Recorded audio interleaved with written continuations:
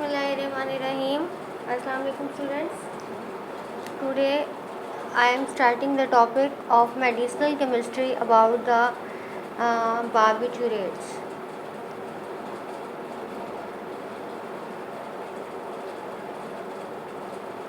Students, you are well aware about the subject medicinal chemistry.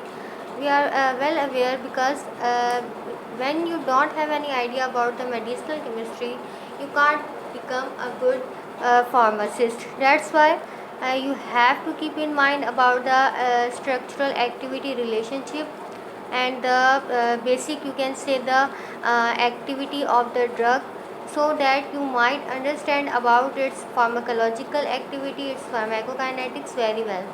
Okay students, now start. Okay, what are basically the barbiturates? So students, you know that the barbiturates are basically the derivatives of barbituric acid and or malonyl urea. अब मेलोनाइल urea कैसे बनेगा? Of course as it is self explanatory कि हमारे पास सबसे पहले malonic acid होगा CH2 C double bond O C double bond O। ये आपके पास मेलोनिक एसिड का स्ट्रक्चर मैं बना रही हूँ। ये एक बाई कार्बोक्सिलिक 2 कार्बोक्सिल ग्रुप है और ये तो ये मेलोनाइल यूरिया होगा, सॉरी ये मेलोनिक एसिड होगा। एप्पल में होता है ये मेलोनिक एसिड, ठीक है। और जब ये मेलोनिक एसिड कंबाइन करेगा किसके साथ? With the urea. यूरिया का फार्मूला हम सबको पता है, C double bond O NH2 NH2। जब ये मेलोनिक एसिड और यूरिया कंबाइन करेंगे स्टूडेंट्स, तो ये क्या बना देंगे? ये मिलकर बना देंगे मेलोनाइल यूरिया, ठीक है। C double bond O C double bond O, उसके बाद NH और यहाँ पर ये वाला C डबल बॉन्ड O। तो ये आपके पास जो स्ट्रक्चर क्रिएट हुआ है, ये किसका स्ट्रक्चर है? ये है हमारे पास मेलोनाइल यूरिया का, ठीक है। ये स्ट्रक्चर है हमारे पास मेलोनाइल यूरिया का। अब इस मेलोनाइल यूरिया को हम दूसरा नाम भी दे देते हैं। क्या नाम देते हैं इसको? हम कहते हैं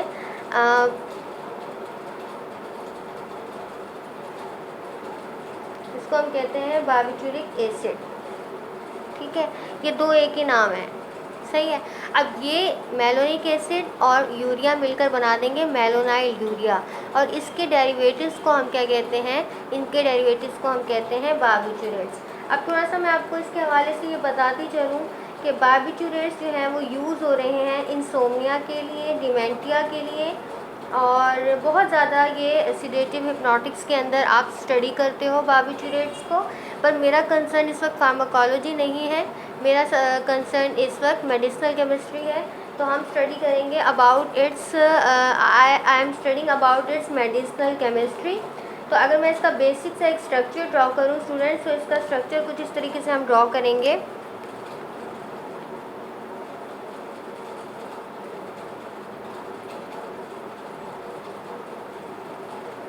ठीक है, इस तरीके से आप एक स्ट्रक्चर ड्रॉ करोगे।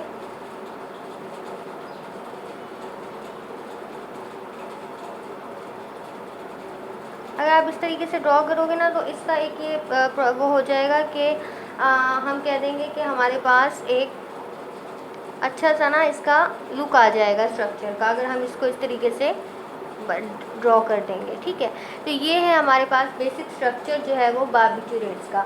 अगर आप इसकी पोजीशन हम देना शुरू करें, तो हम इसको यहाँ से पोजीशन में पर्पल से दूंगी, ताकि हमारे पास आपका एक कॉन्सेप्ट हम इसका क्लियर कर सकें कि ये कार्बन नंबर 1, ये कार्बन नंबर 2, ये पोजीशन हमारी 3, ये पोजीशन हमारी 4, ये हमारी पोजीशन 5 और ये हमारी पोजीशन 6। अभी आपको मैंने पोजीशंस दे दी हैं कार्बन इनकी, ताकि जब मैं आपको समझाऊं कि कौन सी पोजीशन पर कौन सा ग्रुप आएगा तो एक्टिविटी होगी, ये इस हवाले से मैं आपको बताऊंगी, ठीक है। अच्छा चलें, अब वन बाय वन हम स्टार्ट करते हैं स्टूडेंट्स कि जो इसका आप ये देखें, ये नाइट्रोजन है, ये 1 पोजीशन है। तो सबसे पहले मैं आपको इसकी 1 2 3 की बजाय ये जो बाय सब्स्टिट्यूशन है कार्बन, ये जो पोजीशन नंबर 5 पर, इसके हवाले से अगर मैं आपको बताऊं तो स्टूडेंट्स जो बाय सब्स्टिट्यूशन है या आप इसको डाई सब्स्टिट्यूशन कह दें, ये बहुत ज़्यादा इम्पॉर्टेंट है।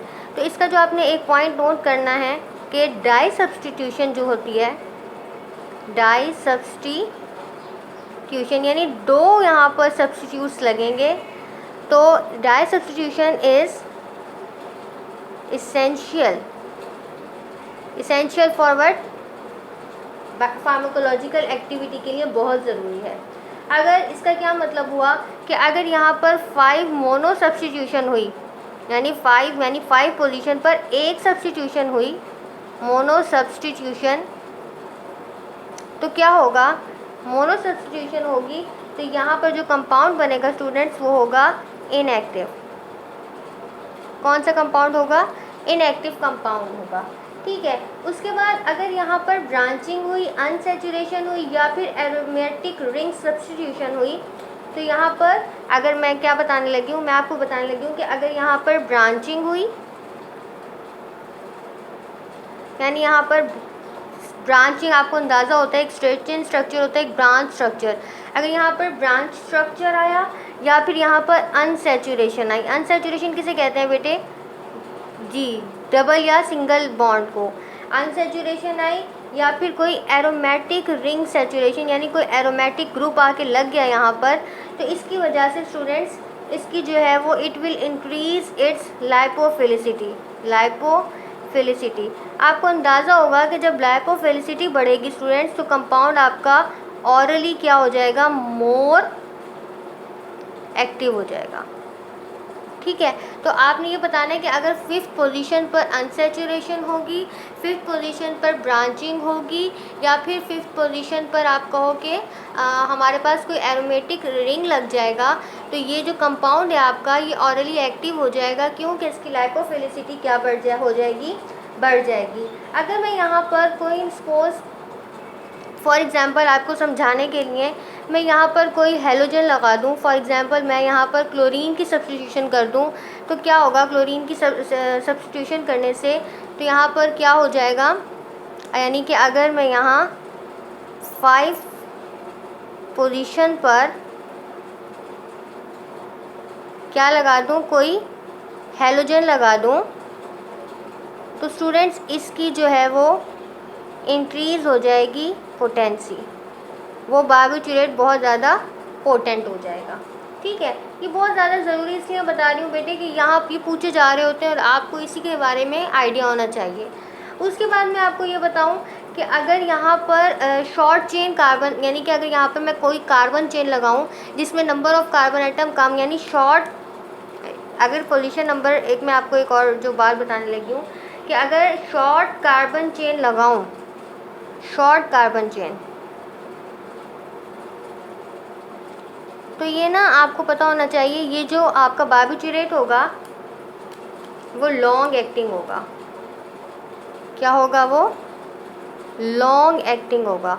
अब ये बात भी आपको पता होनी चाहिए कि अगर यहाँ short carbon chain for example 5 carbon अगर यहाँ मैं लगा दूँ, मज़ीद सब्स्टिट्यूट कर दूँ, तो ये आपका लॉन्ग एक्टिंग होगा। लेकिन अगर मैं यहाँ पर 10 कार्बन लगा दूँ, 10 कार्बन की चेन लगा दूँ, तो वो लॉन्ग एक्टिंग नहीं होगा, ठीक है। तो फिर वो शॉर्ट एक्टिंग होगा। ये आप इन्वर्स रिलेशन जहन में रख लें, जितनी ज़्यादा यहाँ पर नंबर ऑफ़ कार्बन आइटम होंगे उतना ही बारबिटूरेट आपका शॉर्ट एक्टिंग होगा। और जितने ज़्यादा लॉन्ग कार्बन चेन होंगे ना बेटा, यानी कि एक और चीज़ अगर हम जहन में आप बिठाओ 6 पॉइंट्स कि अगर लॉन्ग कार्बन चेन यहाँ लगाते हो ना, लॉन्ग कार्बन चेन, अगर हम यहाँ पर लॉन्ग कार्बन चेन लगाएंगे तो वो हमारा ड्रग जो है वो मोर पोटेंट हो जाएगा। यानी 2 हमने जहन में रखी, अगर यहाँ हेलोजन लगेगा तब भी हमारा ड्रग पोटेंट हो जाएगा, और अगर मैं यहाँ पर लॉन्ग कार्बन चेन लगाऊंगी यहाँ पर तो ये तब भी पोटेंट हो जाएगा। तो ये कुछ पॉइंट्स हैं students about the medicinal chemistry of barbiturates. कल मैं आपको या नेक्स्ट लेक्चर के अंदर मैं आपको बताऊंगी कि एन सब्स्टिट्यूशन एंड ये जो एन सब्स्टिट्यूशन है इसका क्या रोल है, और नेक्स्ट जो है वो थोड़ा सा आपको ऑक्सीजन के हवाले से भी गाइड करूँगी। तो ये आपका फर्स्ट लेक्चर है रिगार्डिंग मेडिसिनल केमिस्ट्री, और यहाँ पर मैंने आपको बारबिटरेट्स का बताया है। होपफुली आपको ये ज़रूर पसंद आएगा। प्लीज़ अपनी राय, अपनी कोई आपका क्वेश्चन है तो कमेंट बॉक्स में ज़रूर पूछिएगा। Thanks for your concentration students. Allah हाफिज़।